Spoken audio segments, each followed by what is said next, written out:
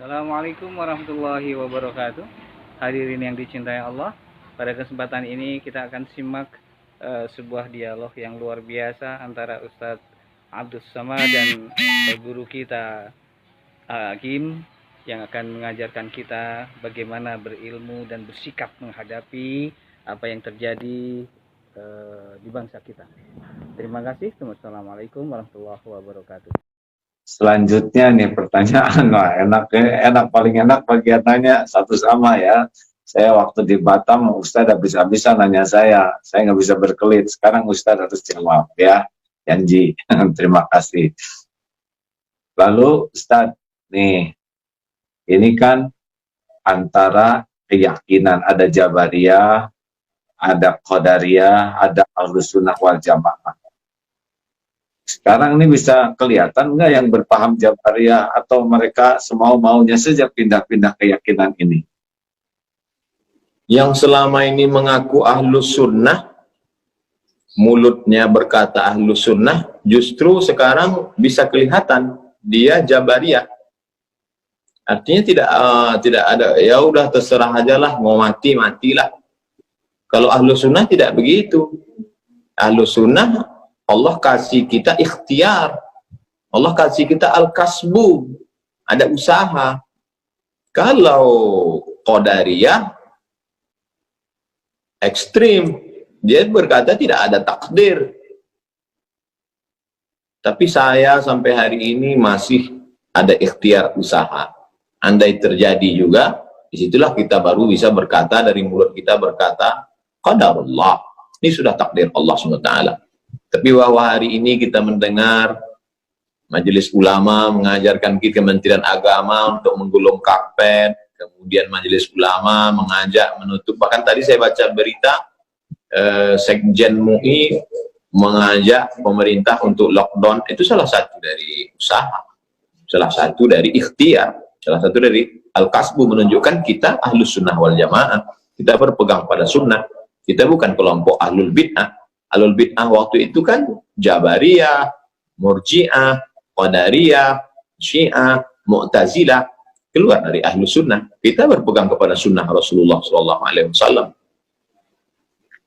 Jadi jangan ragu-ragu untuk menyempurnakan ikhtiar. Ihris ala ma yanfa'uk wasta'in billah wala ta'jaz. Itu saja, bersungguh-sungguh manfaat. Jazakumullah khairan.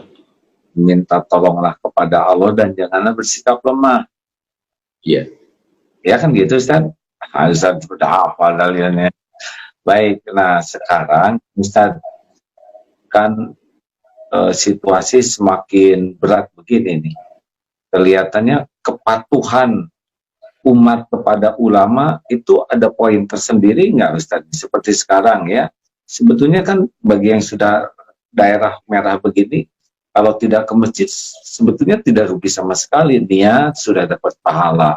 Biasa ke masjid, kita tidak ke masjid karena uzur juga dapat pahala. Kemudian kita menjauh dari kemudaratan dapat pahala. Tidak mencelakakan orang lain dapat pahala. Patuh kepada ulama juga pahala. Jadi sebetulnya luar biasa dalam keadaan begini kalau kita betul-betul pakai hati dan kejernihan berpikir. Gimana menurut Ustaz tuh?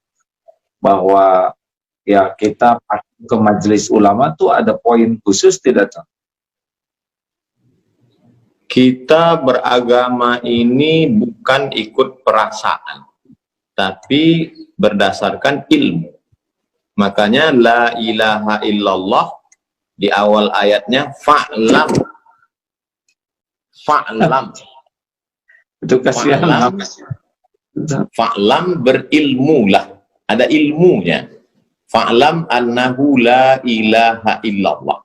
Berilmu tentang la ilaha illallah. Makanya tadi saya tunjukkan kitab 50 sifat.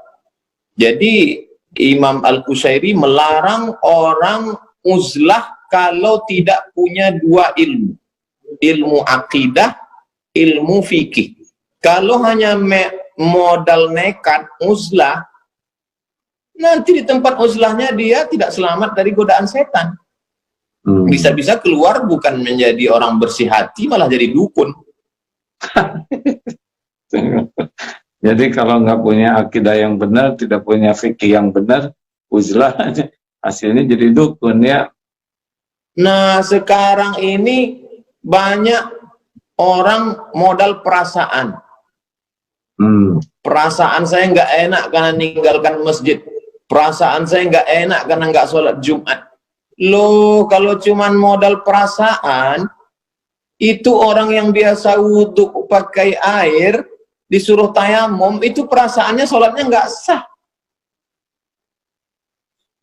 Orang yang terus sholat 4 rakaat zuhur, pertama kali kosor, itu banyak kita alami ketika bawa jamaah umroh. Wah, nggak enak kosor ini, rasa nggak sholat. Ini pakai perasaan.